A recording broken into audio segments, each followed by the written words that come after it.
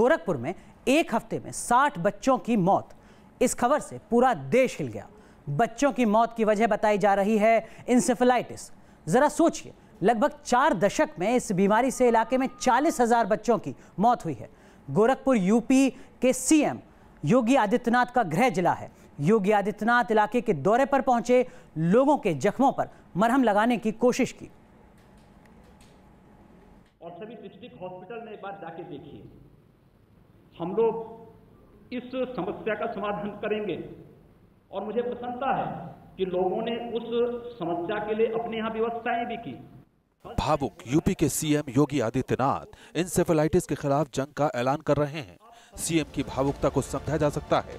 एक हफ्ते में 60 बच्चों की मौत, ये खौफनाक हकीकत उस इलाके की है जहां से योगी आदित्यनाथ को सियासी पहचान और ताकत मिलती रही है।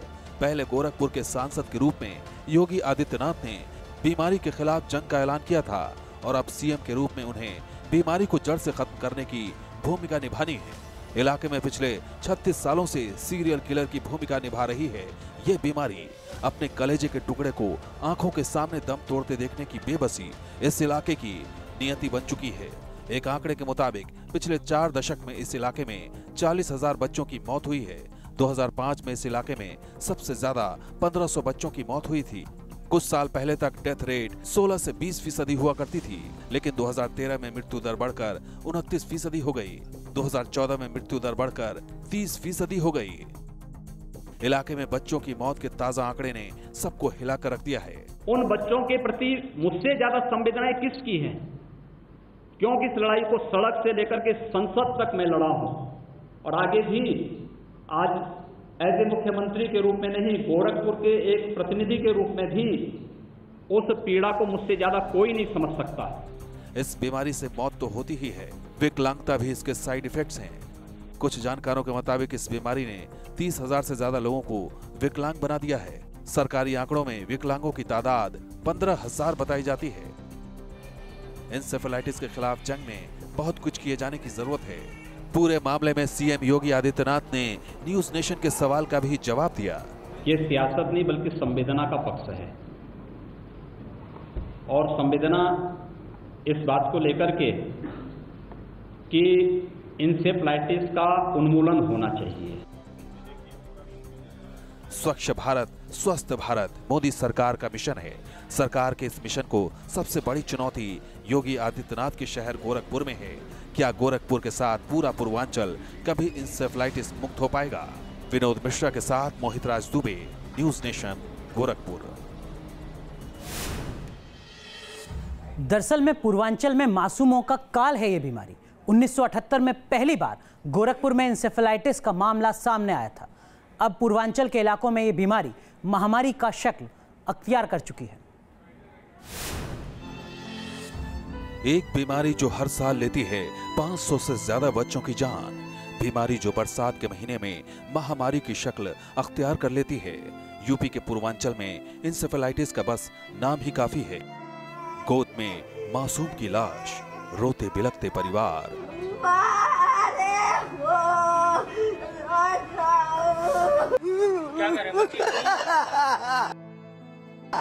हर साल गोरखपुर के अस्पतालों में इसी तरह दर्दनाक मंजर दिखाई देता है।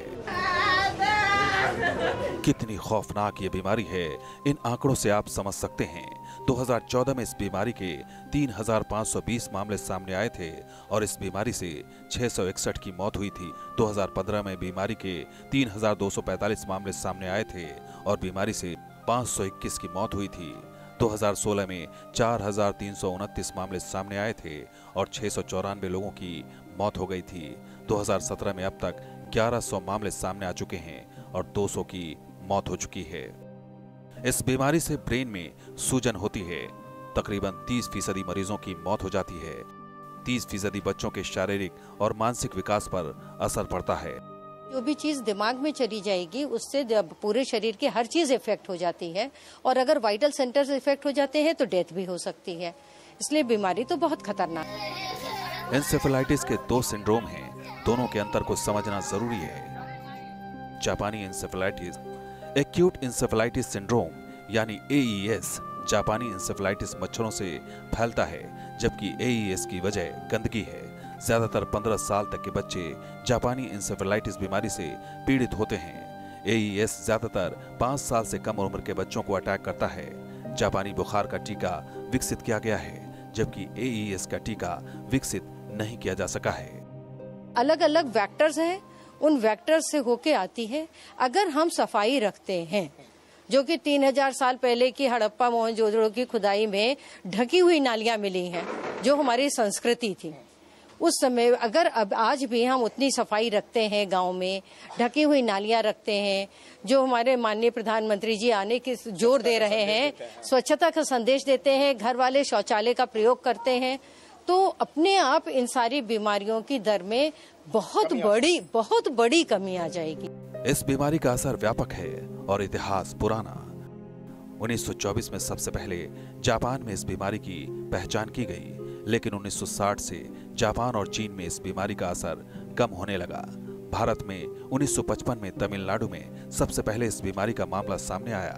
1973 तक यह बीमारी दक्षिणी राज्यों तक सीमित थी, लेकिन इसके बाद इस बीमारी ने पूर्वी राज्यों में भी पैर पसार लिया। यूपी में 1978 में जापानी इंसेफेलाइटिस का पहला मामला सामने आया था।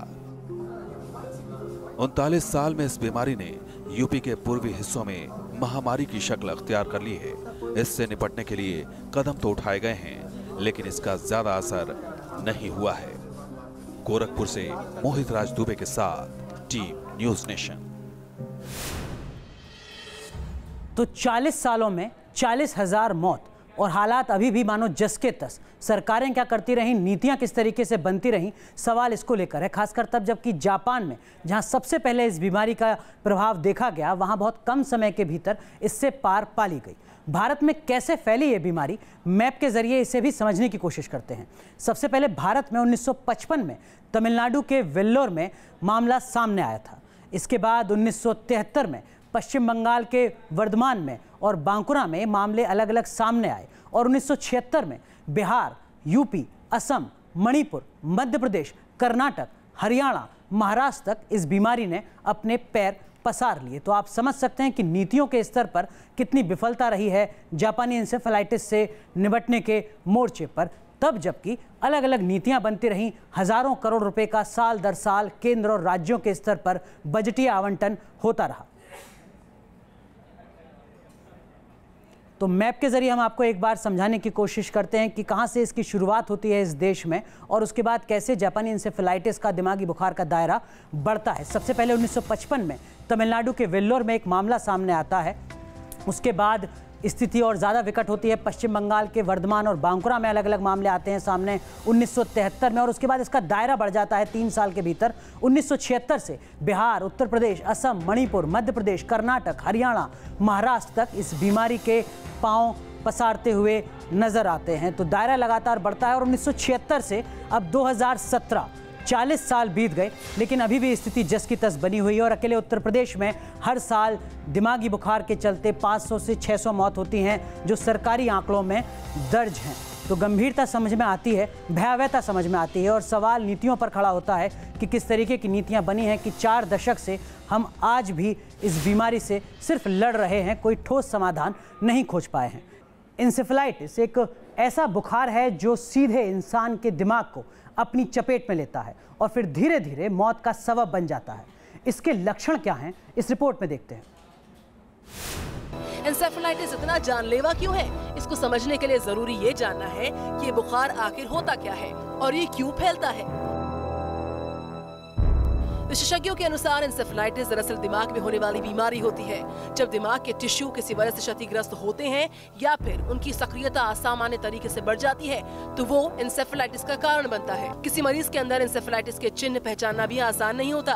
बड़ी उम्र के लोगों और बच्चों के बीच इसके अलग अलग सिम्टम्स होते हैं।